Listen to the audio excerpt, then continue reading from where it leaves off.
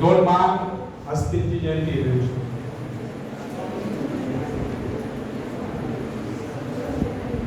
एक म्हणजे संस्कारांचं माहेरघर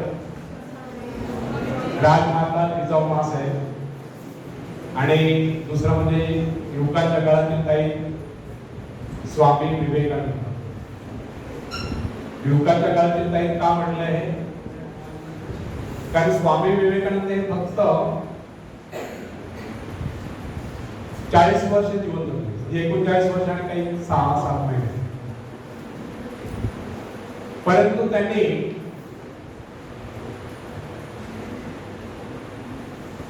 अनमोल असे विचार मागे ठेवले जे अनंत काळ येणाऱ्या नवीन पिढीतील युवकांना, युवतींना, विद्यार्थ्यांना प्रेरणा देतील असे अनमोल विचार त्यांनी मागे ठेवले आहेत आणि ते अनंत काळ ते विचार युवकांना प्रेरित करतात. म्हणून स्वामी विवेकानंदांची जयंती ही युवा दिन म्हणून साजरी होते 12 जानेवारी दरवर्षी भारतामध्ये आणि आंतरराष्ट्रीय युवा दिन आहे 12 ऑगस्ट. परंतु स्वामी विवेकानंदांची आठवण युवकांमध्ये रुजावी म्हणून त्यांची जयंती ही युवा दिन म्हणून भारतात साजरी. तर स्वामी विवेकानंद जे काही विचार युवकांसाठी मानलेले आहेत त्यातले 2-3 विचार मी या ठिकाणी सांगू इच्छितो. स्वामी विवेकानंदांचं एक स्लोगन आहे युवकांसाठी, arise, awake and stop not till the goal is reach. उठा, जागे व्हा आणि तोपर्यंत थांबू नका जोपर्यंत तुम्ही तुमचं ध्येय गाठत नाही. अथक परिश्रम करा, मेहनत करा आणि आपलं लक्ष असेल.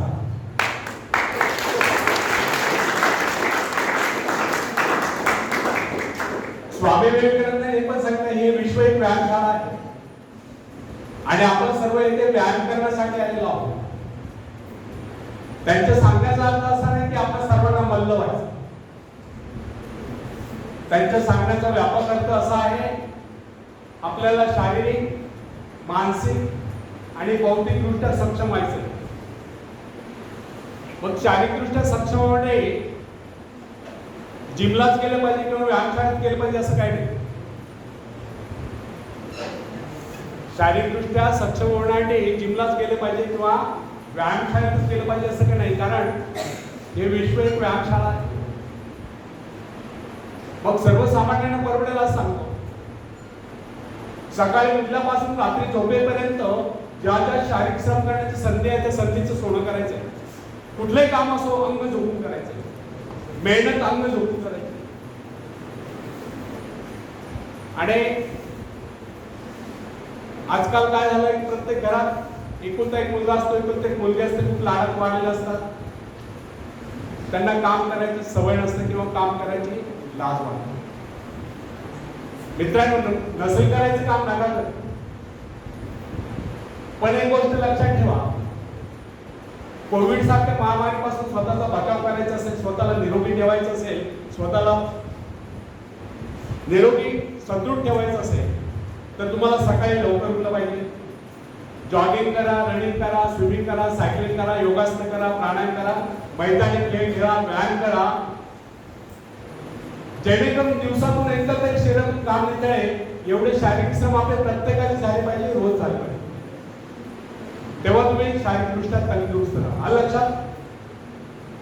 दिवसातून एकदा तरी शरीरातून काम निघते, एवढे श्रम आपले प्रत्येकाचे झाले पाहिजे, रोज झाले. त्यातून तुम्ही शारीरिकदृष्ट्या निरोगी राहा. कारण आजकाल यांत्रिकीकरणामुळे कामं सर्व थांबली आहे, त्यामुळे तुम्हाला व्यायाम करण्याची गरज आहे. दुसरी गोष्ट, आज महाराष्ट्र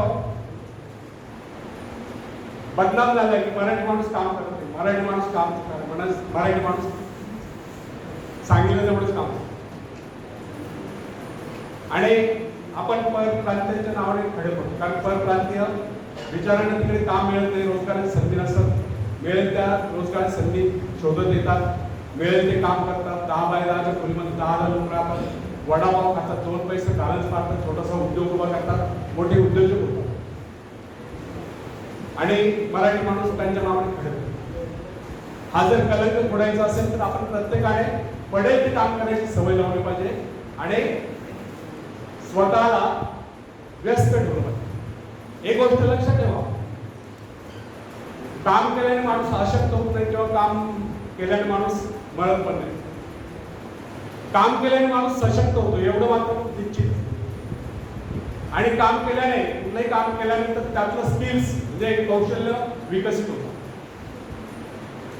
त्यामुळे पडेल ते काम करायची सवय आपण लावली पाहिजे, तेव्हा मोठमोठे छोट्या कामातून मोठे काम करायची सवय लागते आणि ती सवय आत्तापासून लावली पाहिजे. तर शारीरिकदृष्ट्या सक्षम होण्यासाठी तुम्हाला दिवसातून एकतरी 10 मिनिटे एवढे शारीरिक श्रम झाले पाहिजे. मानसिकदृष्ट्या सक्षम होण्यासाठी आपल्या मनावरती, आपल्या इंद्रियांवरती आणि सर्वात महत्वाचं आपल्या विकारांवरती ताबा असला पाहिजे. विकार म्हणजे थोडक्यात सांगतो, काम, कामना, इच्छा, क्रोध, लोभ, मोह, मत्सर, द्वेष, आळस, नैराश्य, उदासी यांना मनातून हद्दपार करा. नेहमी आनंदी राहा, उत्साही राहा, कार्यरत राहा, स्वतःला चांगल्या विचारांमध्ये व्यस्त ठेवा, चांगले विचार आत्मसात करा, त्या विचारांना कृतीत आणा, आचरणात आणा, त्यातून तुमचा भविष्यकाळ उज्ज्वल होईल. एक गोष्ट लक्षात ठेवा, ईश्वराने आपल्या सर्वांना उदंड आयुष्य दिलेलं आहे, परंतु या संपूर्ण आयुष्याचा फक्त एकच क्षण आपल्या हातात आहे. कोणता सांगता येईल? एकच क्षण आपल्या हातात आहे. किती क्षण वाया घालवतो? गेला तो भूतकाळ, इतिहास जमा झाला, येणारा भविष्यकाळ आपल्याला माहिती नाही.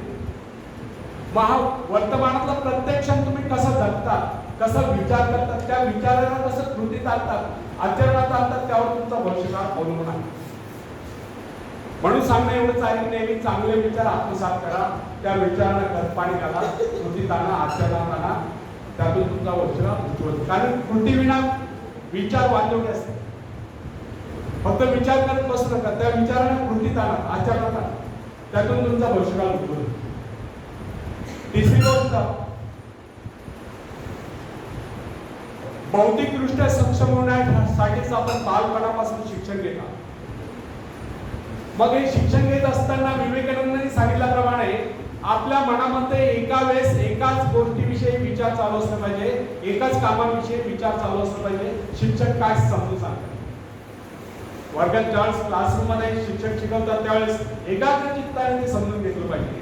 त्यावेळेस आपल्या मनामध्ये इतर विचार येता कामा नाही की आईने मला आज डब्याला काय दिलं असेल आणि मधल्या सुट्टीत आपण कुठे फिरायचं, असे जर विचार तुमच्या मनामध्ये क्लासमध्ये असताना चालू असतील, शिक्षक शिकवत असताना चालू असतील, तर तुम्ही सक्सेस होऊ शकत नाही. कारण स्वामी विवेकानंदांनी सांगितलं आहे, ज्ञानी माणसाचं सर्वात महत्वाचं सद्गुण म्हणजे तो एकाग्र चित्त असतो. आणि एकाग्र चित्ततेची वेगळी व्याख्या नाही. एकाग्र चित्ततेची व्याख्या एवढीच आहे की एका वेळेस आपल्या मनामध्ये एकाच कामाविषयी विचार चालू असले पाहिजे. अशा पद्धतीने तुम्ही एकाग्र चित्ताने एखादे पुस्तक वाचत असाल, त्या पुस्तकाचं जे वाक्य वाचतात त्याचं व्हिज्युअलायझेशन झालं पाहिजे, त्याचं चित्र मनामध्ये उभं असलं पाहिजे. जर त्या वाक्याचा अर्थ तुम्हाला समजत नसेल तर पुस्तक मिटून टाका आणि डोळे मिटून झोपून घ्या. अलग लक्षात, एकाग्र चित्ताने ते समजून घेतलं पाहिजे. समजत नसेल तर वाचण्यात काय अर्थ नाही. अशा पद्धतीने तुम्ही एकाग्र चित्ताने अभ्यास करा तर तुम्ही निश्चितच ज्ञानी व्हाल. एकाग्र चित्ताने तुम्ही क्लासमध्ये समजून घ्या तर तुम्ही निश्चितच ज्ञानी व्हाल. आणि जेव्हा या भारतातील प्रत्येक युवक, प्रत्येक युवती शारीरिक, मानसिक आणि बौद्धिकदृष्ट्या सक्षम होती, तेव्हा स्वामी विवेकानंदांची युवकांबद्दलची स्वप्न साकार होती. आणि तेव्हाच भारताला आत्मनिर्भर बनवण्यासाठी ही युवा शक्ती उपयोगात येईल. या युवा शक्तीचा खऱ्या अर्थाने भारताला उपयोग होईल. धन्यवाद.